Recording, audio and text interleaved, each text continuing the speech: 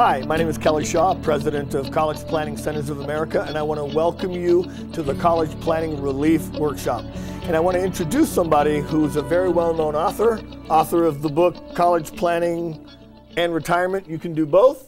Scott Moffit, my co-host. Welcome to the show. Thank you. Good to see you. Scott, we've got a tremendous show. 30 minutes today. I have a bunch of very important information, I think, to share with the country. I read your book a couple of years ago, and as a 20-year financial professional myself, I found out that all the things I did right for my clients and for me to get my kids into college and financially worked completely against me to qualify for financial aid. Well, Kelly, the good news is there's safety in numbers. You're not alone.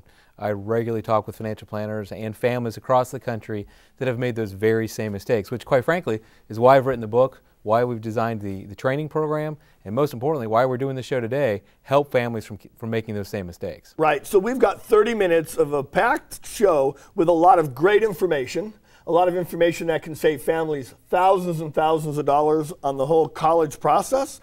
We've got John Grillo speaking with us today, and we've got Lisa Mader from LEAP. A lot of great information. I think, Scott, we're ready to go on with the show and share that information with the audience. Absolutely. I tell you, we've got a lot of great information ready to get rolling on this. Our guest speakers, as good as they come in the country. So let me ask you your first question. Okay. You've been in the financial business 20 years, very successful. What in the world got you into college planning? Quite simply, my clients. About 10 years ago, I had questions from clients that came in and said, Scott, you know, Johnny's going to school next year, off to college. We don't have the money. What should we do? I didn't have any answers. I got a series of questions like that. I thought, I need to find out what are other financial professionals doing, and much to my surprise, nobody was doing anything. So I realized not only did I have an obligation to my clients, but I had an opportunity to fill a void where nobody else was helping these families. So for the last 10 years, that's what I've been doing. And Kelly, the more I got into it, the more I realized families were routinely, unknowingly, unnecessarily spending tens of thousands of dollars in the college process. It just doesn't have to be that way any longer. It's why I wrote the book. I wanted to get this word out to more families, and frankly, it's why we're doing the show. Yeah, I wish I would have read the book quite a few years earlier when I was starting to get my daughters prepared for school. You know, you're a national author now. I mean, you're well known across the country. You do thousands of presentations, a very successful financial advisor. But you talk a lot about, and I'm amazed people don't really understand what this is. I didn't understand what it was, to be quite frank, a year ago. What is late-stage college funding?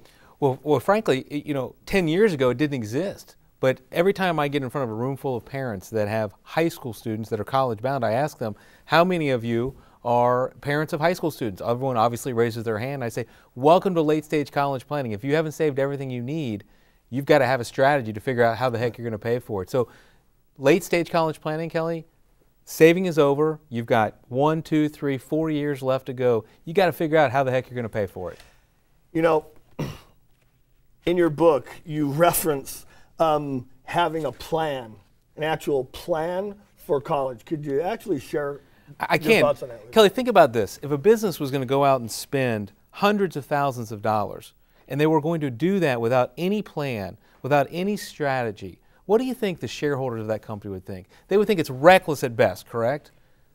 Kind of like Enron. Exactly. But yet families go about this process to pay for college every single day without any thought to a plan. You're going to spend hundreds of thousands of dollars. You got to have a plan to get through this successfully. Yeah, you know, you've obviously met and spoken with, gosh, probably hundreds, maybe thousands of families across the United States. In your opinion, what do you think are the most common mistakes that most families make in this whole process of, you know, college selection and then college financing? Well, one of the keys is waiting too long, obviously. Even in late stage college planning, I meet parents all the time that are in high school, have their kids in high school, and they say, he's only a freshman. Do we really need to come see you now? Oh my goodness, the things that we can do when we get them at 7th grade, 8th grade is so much greater than waiting till their senior year. But Kelly, probably the single greatest thing, and I think this is going to be a significant problem in our society, even more than it is today, families obligate themselves, either their income or their assets, to pay for college.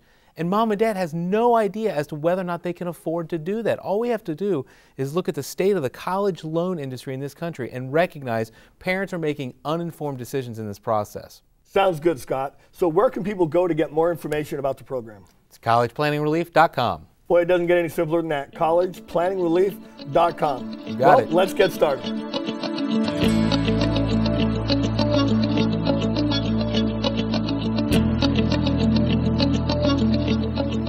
I'd like to welcome John Grollo from Chicago, Illinois.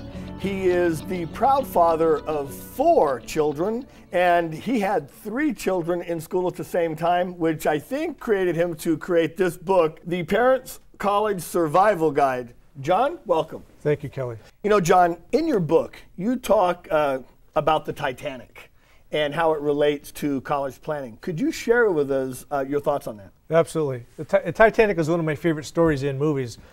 And in the real story, the Titanic, the lookouts didn't see the iceberg until it was a half-mile away. And you know, when you have a ship that big, moving that fast, nothing's going to stop a disaster from happening.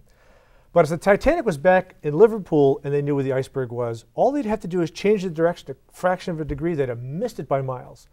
College planning is much the same way. Every family that's thinking about college planning is on their own Titanic cruise. The question is, how far away are you from your college iceberg? Because the further away you are, the less drastic a course change you're going to have to make to avoid a disaster like that. Sure, it makes a lot of sense.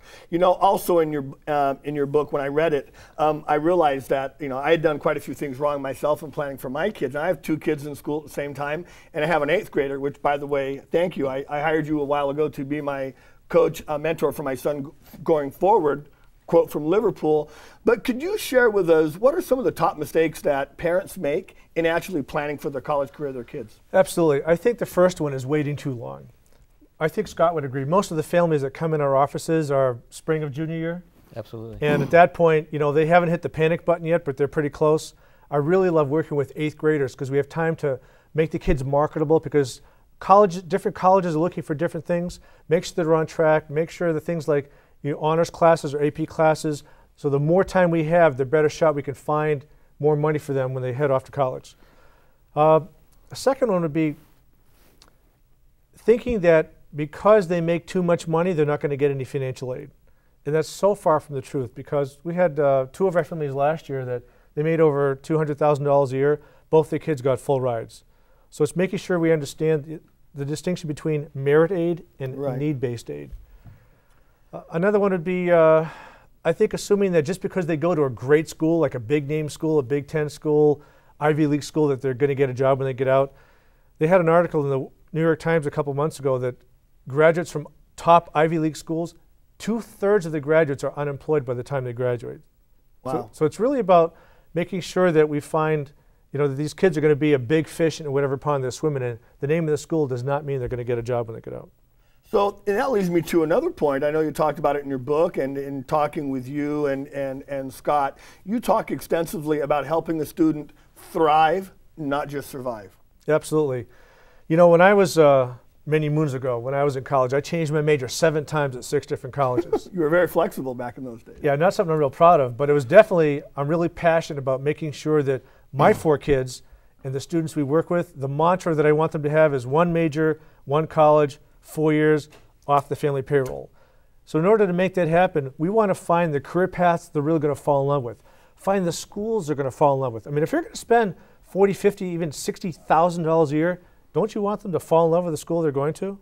So thriving is much more important than just surviving. John, wouldn't you agree? It's so unfortunate that most families realize after the fact whether or not the student's going to thrive or just survive at a school, and invariably that ends up costing them more money by changing colleges, changing campuses, things of that nature. Absolutely. Statistically, we found that 37% of college freshmen don't go back sophomore year, 1/3 transfer schools, 57% take up to 6 years to get a bachelor's degree, 44% never graduate at all. So we really want to make sure that when our kids get off to school, they really get putting their best foot forward. Yeah, those are some scary numbers. I'll tell you some other numbers that were scary.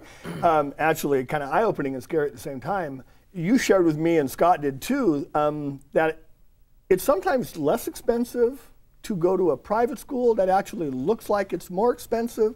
Could you explain how that works? Absolutely. All 4 of my kids went to private schools, and it cost me about $3,000 more per year to send all 3 of them that were in school at the same time, $3,000 more per year to send all of them to a private school than it would to send one of them to a public school. So part of that is that private schools, the funding is better. They're not relying on state or federal governments as much. Their endowment funds, I mean, some of these private schools, their endowment funds are larger than third world countries' GDP.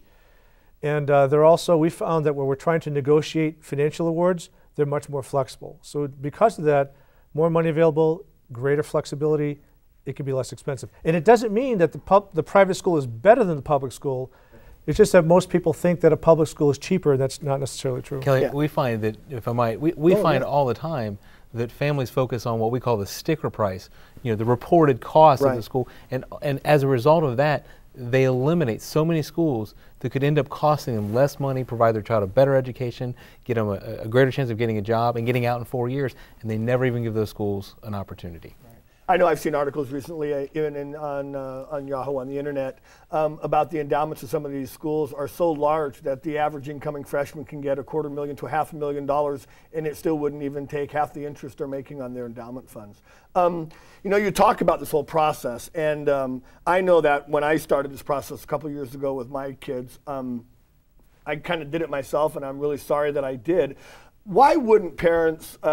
Why would you not recommend that they do it themselves versus bringing somebody like yourself, an expert in the field, in? That's a great question. Well, back in the 70s when I was in college, pretty much you get a bachelor's degree, you're fine, you get a job. We're finding that the market is becoming much more specialized. Employers, 3 of my kids are engineers.